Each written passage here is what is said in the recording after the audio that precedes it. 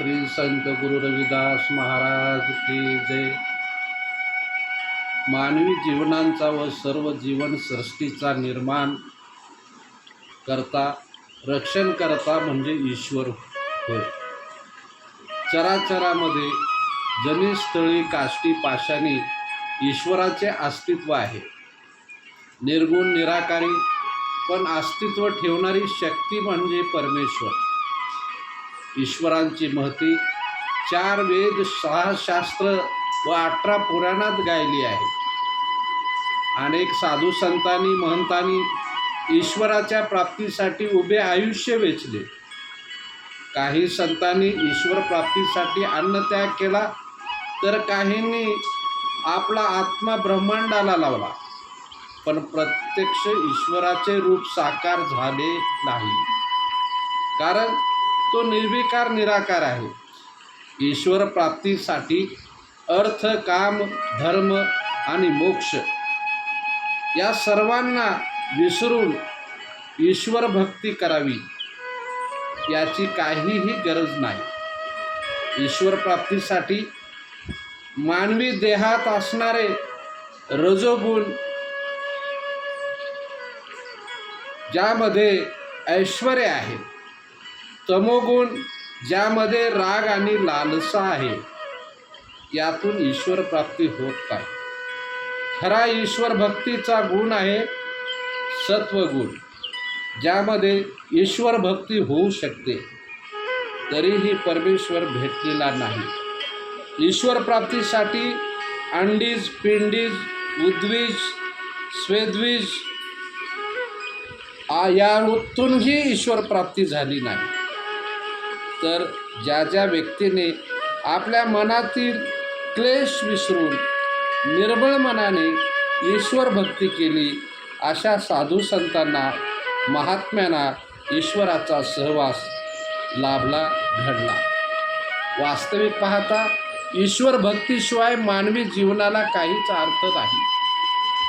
ज्या मानवाला ईश्वर भक्ती नाही, सत्संग नाही, गुरु नाही, अशी माणसे पशु समान आहेत। या पृथ्वीवर 10 दिशा म्हणजे पूर्व, पश्चिम, दक्षिण, उत्तर, आग्नेय, नैऋत्य, वायव्य, ईशान्य, आकाश आणि पाताळ यात सहवास करणारा एकच जीवात्मा आहे, एकच ईश्वर आहे, आणि तो म्हणजे तो अविनाशी आहे।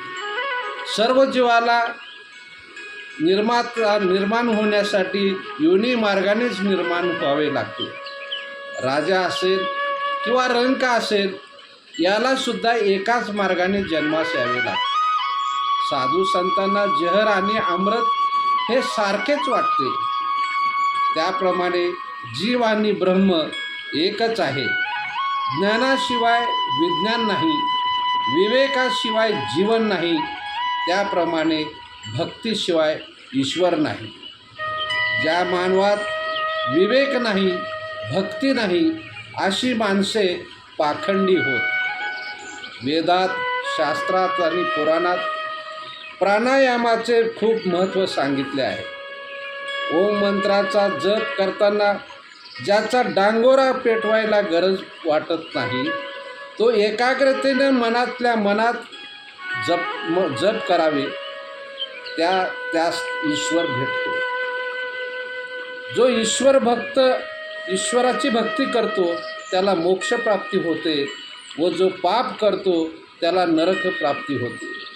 जो साधू संत, पीडित, गोर गरीब, असहाय्य व्यक्ती यांची सेवा करतो, अशांना खऱ्या अर्थाने ईश्वर भेटतो।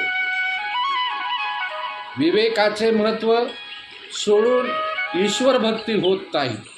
ईश्वर भक्ती नसेल तर अशा माणसाच्या जीवनात दुःखाचा सागर पसरतो। ज्याची बुद्धी मलिन आहे, जो अज्ञानी आहे, अशांनाही ईश्वराचा दास होऊन सेवा केली तर त्याच्या जीवनाचे कल्याण होते।